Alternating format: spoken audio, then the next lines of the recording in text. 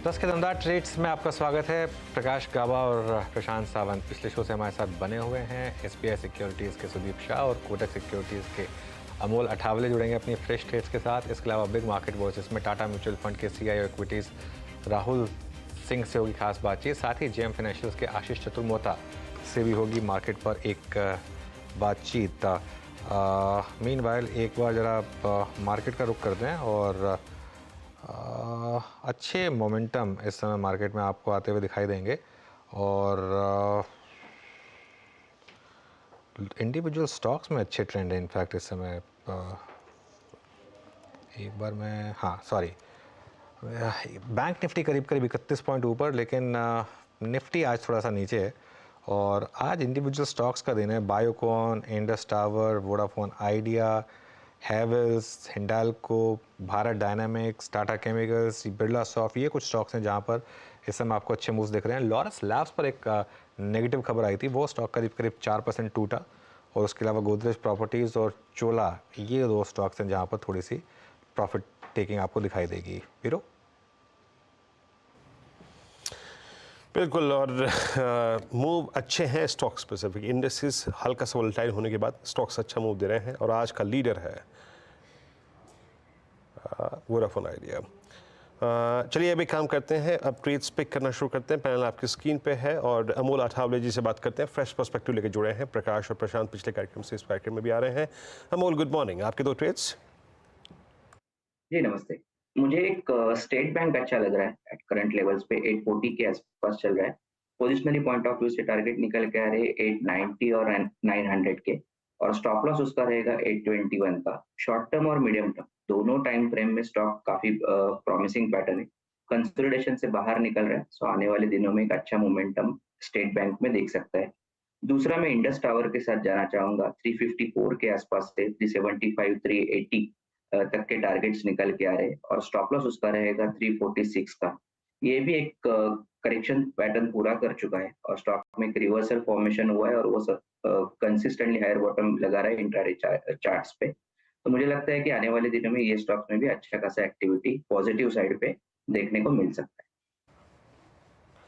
मयूर, okay, Indus towers आपका एक trade यहाँ पे 375 380 के टारगेट। अब चलते हैं प्रशांत जी के पास। प्रशांत, आप दो ट्रेड्स का पिक कर रहे हैं। जी वीरू जी, मेरे दो पिक्स रहेंगे। पहला केमिकल क्षेत्र से दीपक नाइट्रेट। यहाँ पे अच्छा बेस फॉर्मेशन हुआ, एक काफी अच्छे सपोर्ट से यहाँ पे बाउंस आया है। तो 2310 का स्टॉप लॉस 2310 और टारगेट होगा 2400 2400। नेक्स्ट पिक होगा एक ब्रेकआउट स्टॉक और सीमेंट सेक्टर से, वो होगा एसीसी। यहाँ पे स्टॉप लॉस रखेंगे 2630 2630 का, और यहाँ से टारगेट रखेंगे 2700 से लेके 2720 2720 तक। तो ये ट्रेड्स इनफैक्ट प्रशांत की तरफ से आते हुए अब हम अनुज की जगह मैं आप लोगों का साथ दूंगी और गाबा साहब से पूछते हैं समय का ट्रेड क्या रहेगा। गाबा जी बताइए। स्टॉक जो पसंद है इस वक्त मुझे, वो है बिरला सॉफ्ट। इसमें एक ब्रेकआउट तो मिला है, ट्रेड करा है 626, स्टॉप होगा 620, 6 रुपए का स्टॉप। ऑन द अपसाइड जो टारगेट है करीब 635 के नजर आते हैं। यस, बिरला स्टॉक पर ध्यान देना चाहिए। दूसरा स्टॉक जो मुझे पसंद है इस वक्त, आई थिंक वो है steel authority of India. Again metal pack से 171 पर ट्रेड कर रहा है, स्टॉप होगा करीब 170 का, 1 रुपए का। ऑन द अपसाइड जो टारगेट है 175 के नजर आते हैं। तो ये steel authority of India. Okay, तो स्टील अथॉरिटी ऑफ इंडिया पर एक अपॉर्चुनिटी और बिरला सॉफ्ट में एक अपॉर्चुनिटी, दोनों ये कॉल्स गाबा साहब के तेजी की तरफ। सुदीप शाह के पास चलते हैं। सुदीप, गुड मॉर्निंग, बताइए आपका ट्रेड। गुड मॉर्निंग अर्शदा जी। मेरा ट्रेड है, पहला ट्रेड है अमर राजा एनर्जी। यहाँ पे हमने देखा है कि एक अप्रैल मंथ में स्टार्टिंग से 800 से लेके मिड अप्रैल 1200 तक स्टॉक ने रैली किया था। उसके बाद स्टॉक 1100 और 1100 के बीच में ही एक कंसोलिडेट कर रहा है पिछले 1.5 महीने से। और आज हमें लग रहा है यहाँ पे एक बढ़िया सा ब्रेकआउट आ रहा है, वॉल्यूम बेस्ड ब्रेकआउट आ रहा है। पिछले 7-8 सेशन से स्टॉक अपने 10 डेमा के ऊपर सस्टेन कर रहा है। कल एक ही दिन नीचे क्लोज किया था, पर आज फिर से एक बार उसको रिक्लेम कर लिया है और medium to long term trend भी तेजी में है और शॉर्ट टर्म में भी अब फिर से एक रिवर्सल आ रहा है। तो मुझे लग रहा है ये एक परफेक्ट स्टॉक है जो कंटिन्यूएशन पैटर्न प्ले करने के लिए। तो यहाँ पे 1140 के स्टॉप लॉस से 1195 और 1210 के टारगेट्स मुझे आते हुए नजर आ रहे हैं। और दूसरा स्टॉक जो मुझे पसंद है वो है union bank of India. Union bank में हमने देखा है कि जैसे पीएसयू बैंक्स में एक बड़ी सी रैली आ रही है, पिछले 1-1.5 महीने में स्टॉक सारे कंसोलिडेट कर रहे थे। यहाँ पे ये पहला स्टॉक है जो एक downward sloping trend line breakout दे रहा है और साथ ही साथ 10 और 20 दिन के जो अपना एक्सपोनेंशियल मूविंग एवरेज है उसके ऊपर भी सस्टेन कर रहा है और लगातार 3-4 दिन से higher top higher bottom formation भी कर रहा है। तो मुझे लग रहा है यहाँ पे 152 के स्टॉप लॉस से 160-162 के टारगेट्स के लिए union bank of India by कर सकते हैं। अमर राजा में एक तेजी का ट्रेड और यूनियन बैंक में एक तेजी का ट्रेड, ये फिलहाल वो ट्रेड्स आइडेंटिफाई हुए हैं। मार्केट ऊपरी लेवल से थोड़ा थोड़ा हल्का जरूर हो रहा है, लेकिन इट्स ओके, ऐसा नहीं है कि पूरी तरह से बिखर गया है, हल्की सी नरमी देखने को मिल रही है। एक स्टॉक आपकी स्क्रीन पर लेकर आते हैं बायोकॉन का। बायोकॉन के शेयर में करीब करीब 4% का उछाल इस समय। वायदे के टॉप 2 गेनर्स में इस समय शामिल है ये। Top gainer of course Vodafone idea है, दूसरा बायोकॉन बन गया। बायोकॉन एक पर्टिकुलर ड्रग जो अब ये कोरियन मार्केट्स में मार्केट करेंगे उसका तो इम्पैक्ट आया ही है, लेकिन चार्ट्स के आधार पर आई थिंक मानस सुबह में ये मेंशन कर चुके हैं। क्या एक फॉलो थ्रू ट्रेड प्रशांत आपको दिख रहा है बायोकॉन में 328 के लेवल्स पर यहाँ से आगे?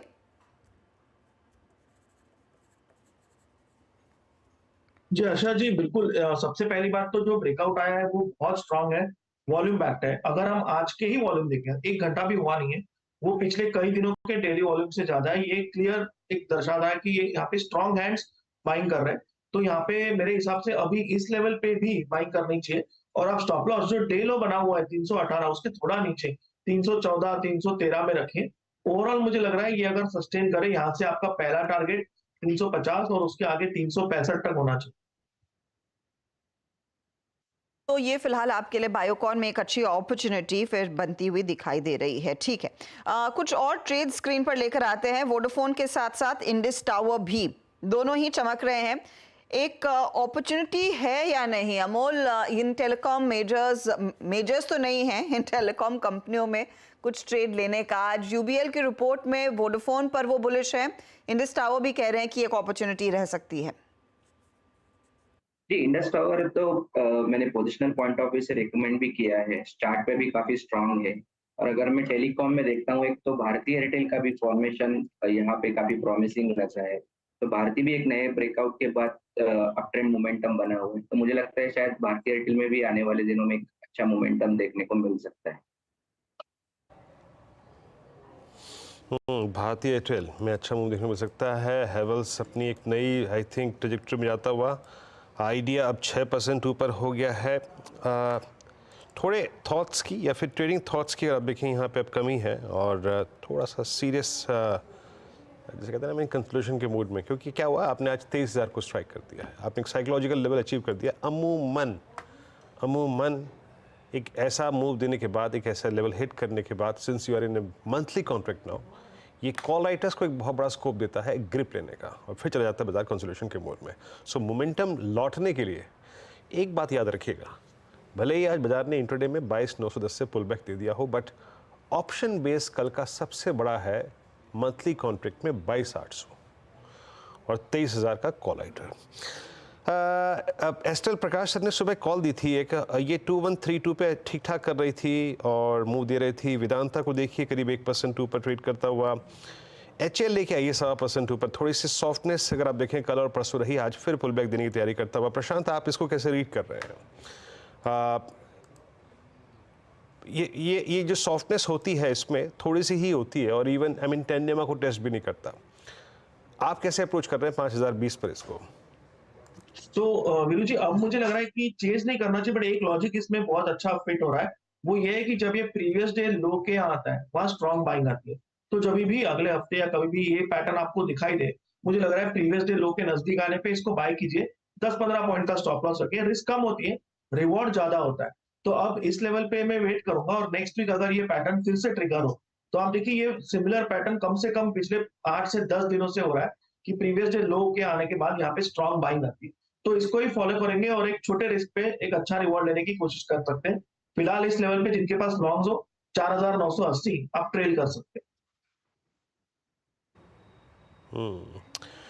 चलिए अब कुछ थोड़ा सा टेक्निकल से निकल के, डेरिवेटिव से निकल के मीडियम से लॉन्गर टर्म पर्सपेक्टिव को लेकर बातचीत करते हैं। और ये बाजार की प्लेसमेंट इस बड़े इवेंट से पहले, चुनाव के नतीजों से पहले और बजट से पहले, मॉनसून से पहले कैसी है? बातचीत करने के लिए हमारे साथ Shri Rahul Singh, CIO equities Tata mutual fund के जुड़ चुके हैं। राहुल जी नमस्कार, कार्यक्रम में स्वागत है। कल बाजार ने एक आतिशी पारी देखी सर, और शायद ये बाजार थोड़ा सा इस बात में मशरूफ था, थोड़ा संदेह प्रकट कर रहा था कि इस बार की वोटिंग परसेंटेज कहीं कुछ फिगर्स को अगर आप देखें उलटफेर तो नहीं कर देंगे, और ऐसे में RBI का ये इतना बड़ा डिविडेंड पेमेंट, इसके मायने क्या हैं? कल की इस घटना के मतलब क्या है सर, और इसका मीडियम टर्म इम्पैक्ट क्या होगा? और उस इम्पैक्ट को सेक्टोरियली अगर आपको प्ले करना हो, सबसे ज़्यादा अच्छा एडवांटेज किसको मिलेगा? आपकी प्रतिक्रिया RBI के सेक्शन पर, इस डिविडेंड पर, बड़े डिविडेंड पर।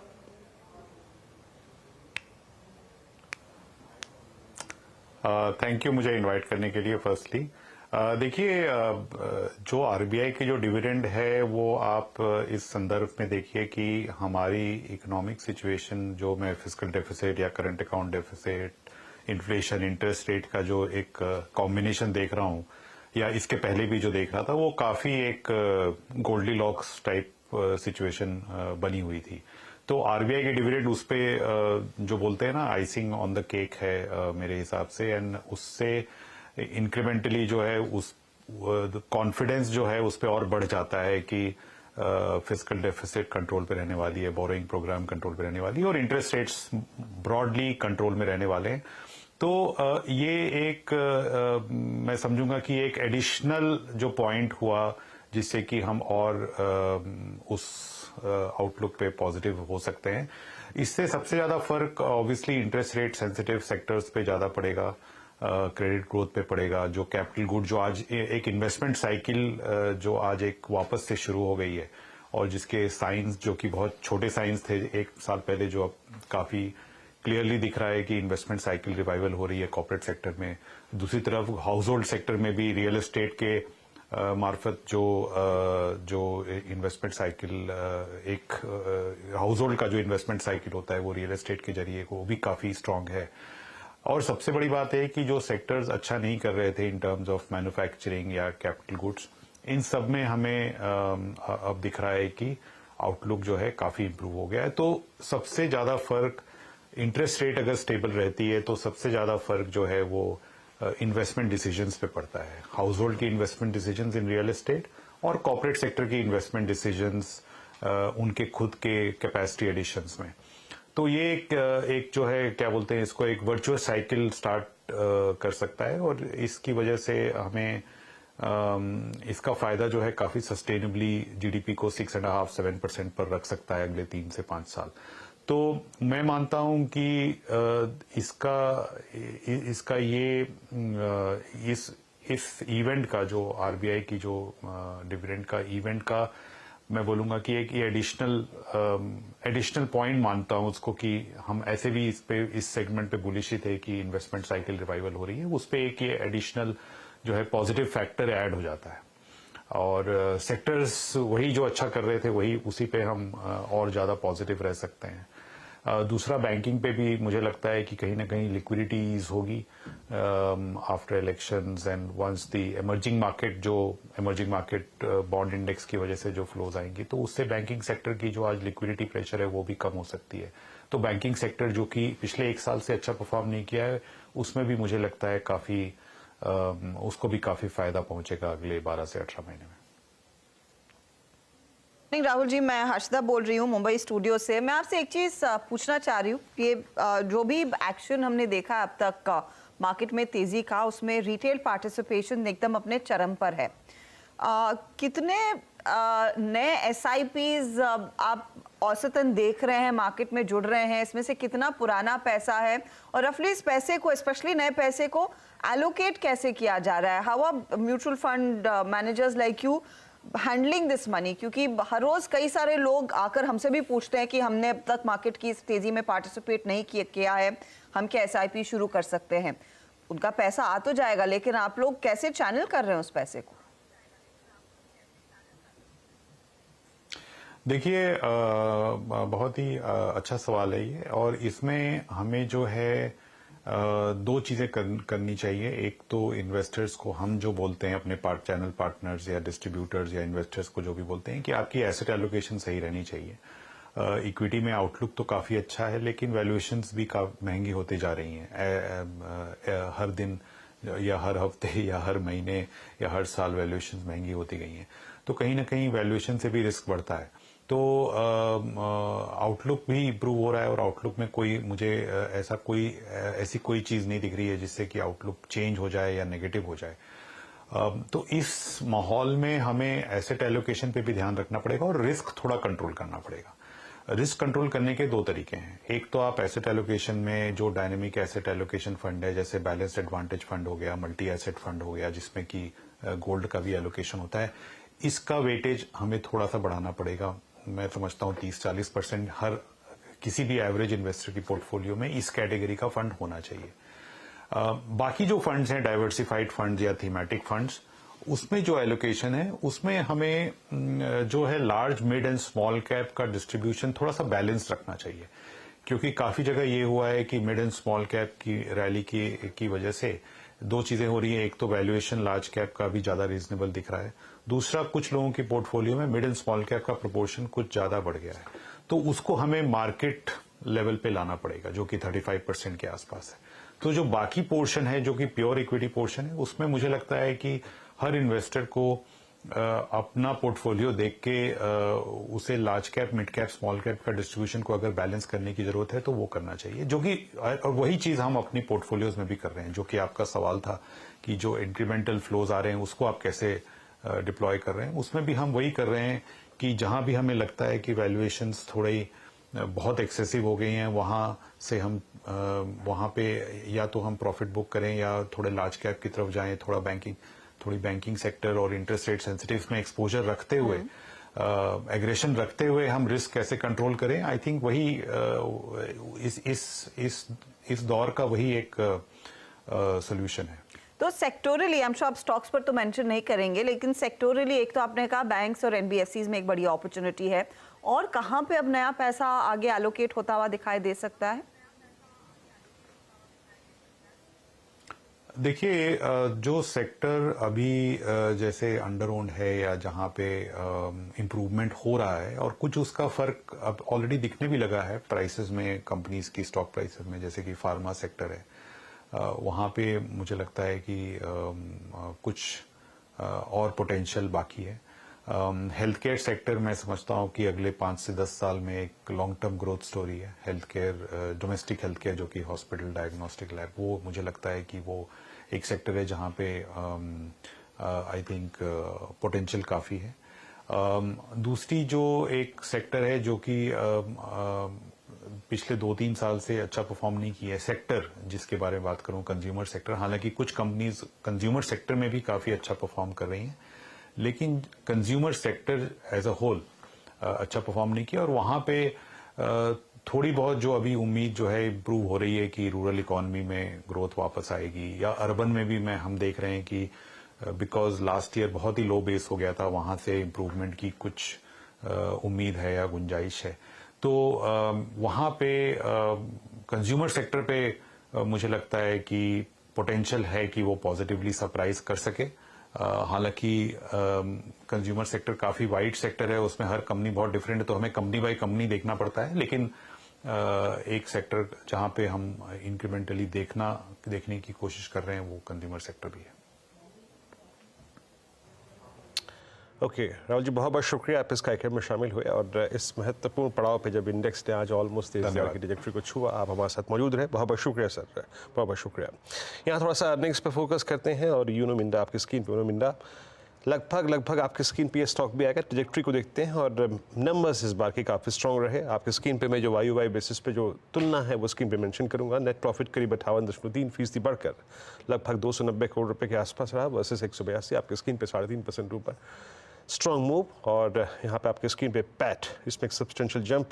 मार्जिन्स करीब 12.5 की ट्रैजेक्टरी में रहे, वर्सेस 11%। हमारे साथ बातचीत करने के लिए सुनील बोरा साहब मौजूद हैं। सुनील जी नमस्कार, कार्यक्रम में स्वागत है, शुभकामनाएं सर। पहले तो आपको बहुत अच्छे नंबर्स रहे इस बार के। स्क्रीन पे आई थिंक प्राइस सेक्शन भी स्ट्रॉन्ग विजिबल है। एग्जैक्टली ये स्ट्रेंथ, या फिर कहते हैं कि जो मजबूती है उसको स्पॉन्सर क्या कर रहा है, स्पेशली क्या ये जो इस बार क्या बहुत स्ट्रॉन्ग नंबर्स डिलीवर हुए हैं सेगमेंट्स लाइक ईवी या फिर ईवी टेक्नोलॉजी ये ज़्यादा इम्पैक्ट डाल रहे हैं क्या इस बार के नंबर पे सर? सेगमेंटल ज़रा कंट्रीब्यूशन बताएंगे?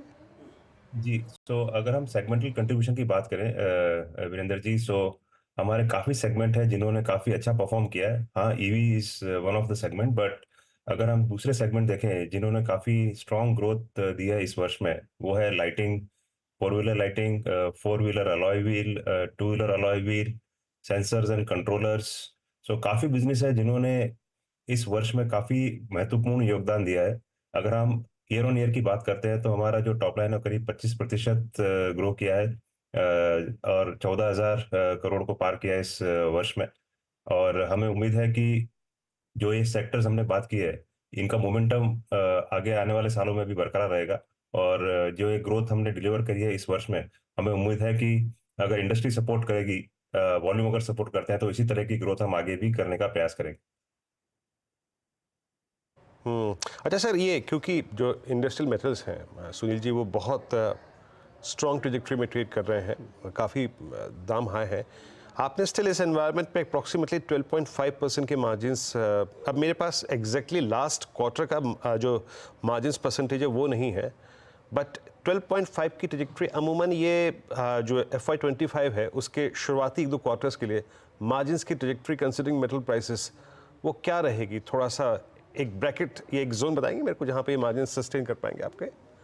जी वीरेंद्र जी, हम जैसा कि हमने पास में भी चर्चा करी है, क्वार्टर टू क्वार्टर मार्जिन्स हमारे थोड़े वॉल्टाइल रहते हैं, बिकॉज जिस इंडस्ट्री में हम हैं प्राइमरीली B2B में, जो एनुअल प्राइस सेटलमेंट्स वगैरह है उनमें थोड़ा टाइम लगता है। तो जो पिछले क्वार्टर का मार्जिन है वो 12.5 है, बट अगर हम पूरे वर्ष का देखेंगे तो करीब 11.3% रहा है, जो कि पिछले वर्ष FY23 से करीब 25 बेसिस पॉइंट बेटर है।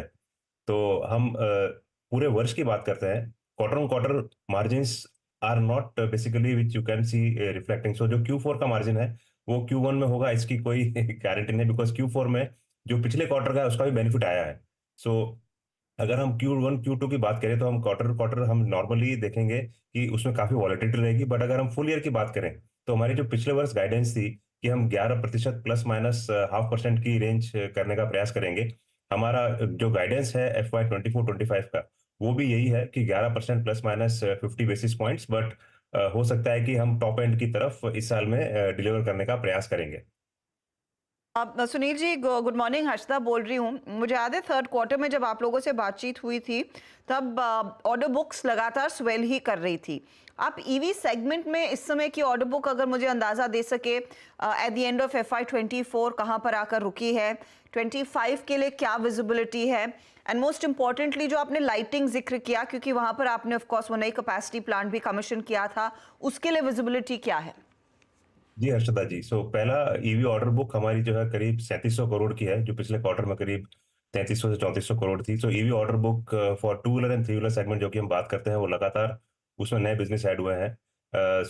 जो ये 3700 करोड़ है, दिस इज नॉर्मली जो हम बोलते हैं पीक रेवेन्यू एनुअल का, it is not a order book पर से। This is annualised revenue based on जो हमारे कस्टमर हमको वॉल्यूम गाइड करते हैं, जो कि 26-27 में होने की उम्मीद है। और जहां तक आपने लाइटिंग बिजनेस की बात की, तो हमने लाइटिंग में गुजरात में जो प्लांट है वो कमीशन किया था करीब 1.5-2 साल पहले, और जो पूना में जो प्लांट है वो अंडर कंस्ट्रक्शन है। अभी हम जो पूना के कस्टमर्स की डिमांड है वो एक टेम्परेरी एक्सपेंशन से मीट कर रहे हैं, और पैरेलली हमारा जो नया प्लांट है उस पर कंस्ट्रक्शन चालू है खेड़ में, और हमें उम्मीद है कि इस वर्ष में वो प्लांट पूरी तरह से तैयार हो जाएगा, और जो हम मेक शिफ्ट अरेंजमेंट से जो सप्लाई कर रहे हैं वो भी वहाँ शिफ्ट हो जाएगी। लाइटिंग का जो बिजनेस है उसमें हमने सबसे ज्यादा ग्रोथ देखी है। अगर आपने देखा हो पिछले 2 वर्षों में हमारा लाइटिंग फोर व्हीलर का बिजनेस दोगुना हुआ है, और हमें उम्मीद है कि हमने जो ग्रोथ इस साल दी है, वो जो मोमेंटम है अगले काफी वर्षों तक बरकरार रहेगा। उसका जो मेन रीजन है वो है कि एक तो किट वैल्यू इंक्रीज है, और दूसरा है कि हमारा जो शेयर ऑफ बिजनेस है उसमें भी काफी सुधार हुआ है। I think it's a very good position to be in as of now for four wheel lighting business. और ये रफली क्या परसेंटेज ऑफ रेवेन्यू कमाएगा आपके लिए? अगर हम देखेंगे इस बार ये पहली बार हुआ है कि हमारा जो ओवरऑल रेवेन्यू पाई देखेंगे तो करीब स्विच वॉज बेसिकली हमारा लीडर था करीब 70 पे, बट इस बार लाइटिंग ने उसको ओवरटेक किया है पहली Correct. बार। लाइटिंग का जो revenue share is almost 28-30% of the total revenue pie. And there's likelihood कि वो और बढ़ेगा। बहुत बहुत शुक्रिया Sunil ji and good luck for FY25। In fact 2 दिन पहले ही एक जानकार हमें बता भी रहे थे कि आपकी कंपनी का परफॉर्मेंस काफ़ी उम्दा रहा है, इसीलिए आपसे बातचीत भी हो गई आज। उनो मिंडा एक आउट परफॉर्मर रहा है इन द रीसेंट पास्ट। चलिए अब बात करते हैं कुछ और अलग स्टॉक्स की, अलग थीम्स की। हमारे साथ इस समय मार्केट बिग वॉइस में JM फाइनेंशियल सर्विसेज के आशीष चतुर्मोता जुड़ गए हैं। और आशीष, एक दो ट्रेड्स जो कल दोपहर से हम स्पॉट करते आए हैं वो लार्जली है डिफेंस साइड पर, और ये स्पेस है जहां पर आपका अच्छा खासा एक्सपोजर है। मैं सीधे उसी पर आती हूँ। कंस्ट्रिंग मार्केट आज थोड़ा सा कंसोलिडेट करेगा।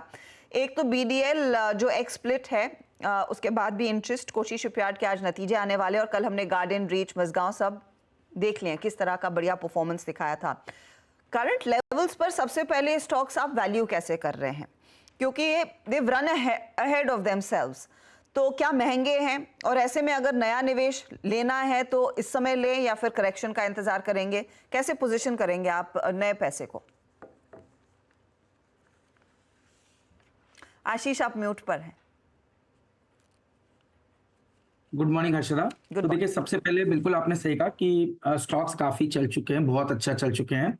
इनफैक्ट हम देख रहे थे, अभी हमने थोड़ी देर पहले पोजीशन हमारी रिव्यू भी की, तो कोचिन शिपयार्ड जिसको हमने करीब 670-680 के जोन में दिसंबर 2023 के आसपास खरीदा, वो स्टॉक अब ऑलरेडी 200% अप हो चुका है लास्ट 5 महीने के अंदर में। और यही हाल भारत डायनामिक्स में बना हुआ है, मजगांव डॉक और गार्डन रिच शिप बिल्डर्स में बना हुआ है। तो डेफिनेटली स्टॉक्स में बहुत बड़ी तेजी आई, और इनफैक्ट लास्ट 1 महीने में स्टॉक 40 से 50% के मूव्स दिखा चुके हैं। तो थोड़ा सा मेरे हिसाब से इन लेवल्स पर नया निवेश करने में तो थोड़ा मुझे लगता है कि कंफर्ट नहीं आएगी।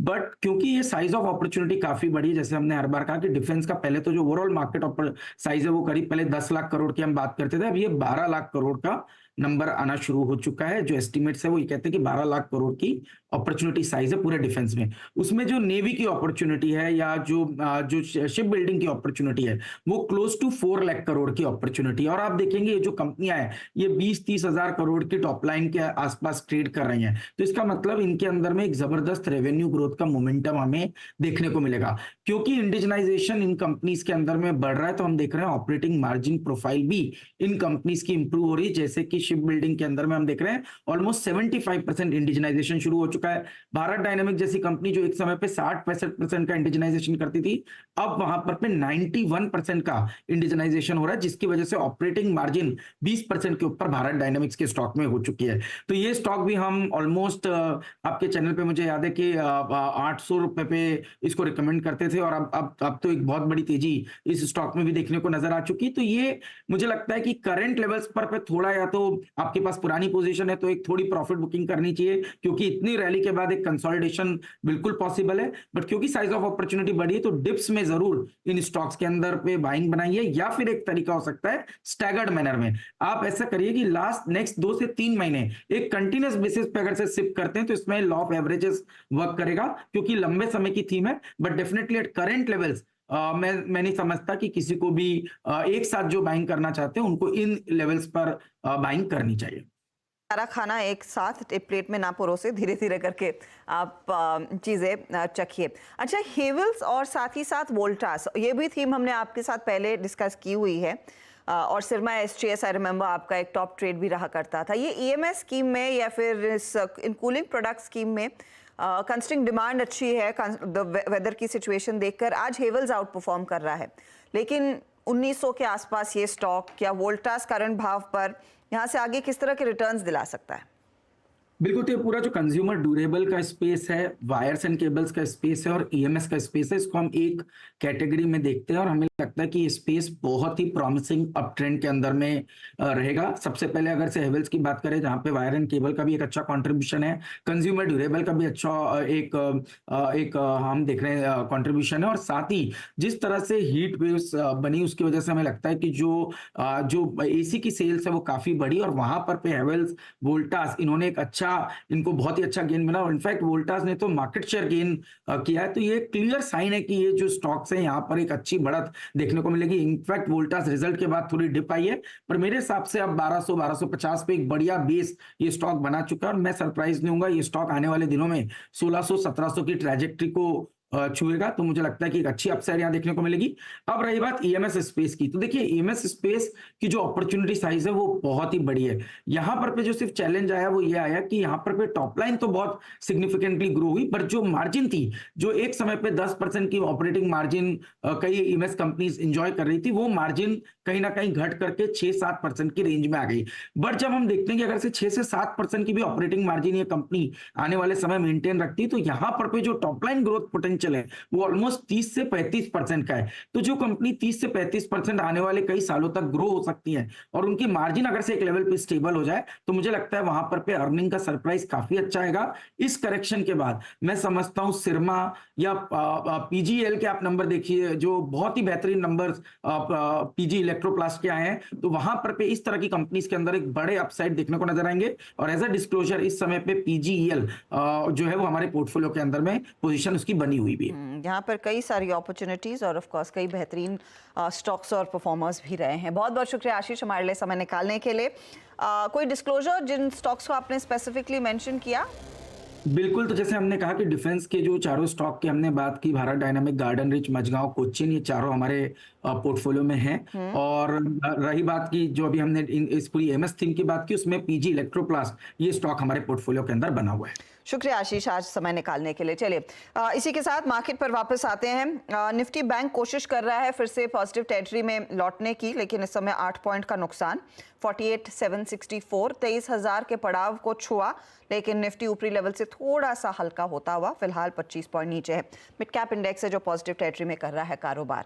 अब यहाँ से हैंडओवर देते हैं नीरज जी को, जो आपके सवालों के जवाब भी देंगे।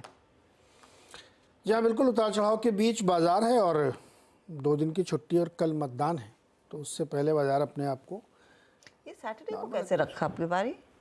अच्छा है ना सैटरडे को। और तो जिस बेचारे को छुट्टी चाहिए थी उसका क्या? अच्छा वो तो वोट के लिए छुट्टी चाहिए थी ना अगला भी शनिवार को तो खैर मार्केट इस समय काफ़ी बड़ी तेज़ी के बाद संभलने की कोशिश कर रहा है। कंसोलिडेशन है, एडवांस डिक्लाइन भी ठीक ठाक है। तो ऐसे में आपके बहुत सारे मन में सवाल होंगे और ट्रेड लिया है या ले चुके हैं, तो उस पर आपको क्या करना चाहिए, सब सवालों का जवाब दिया जाएगा। लेकिन उससे पहले हेडलाइंस।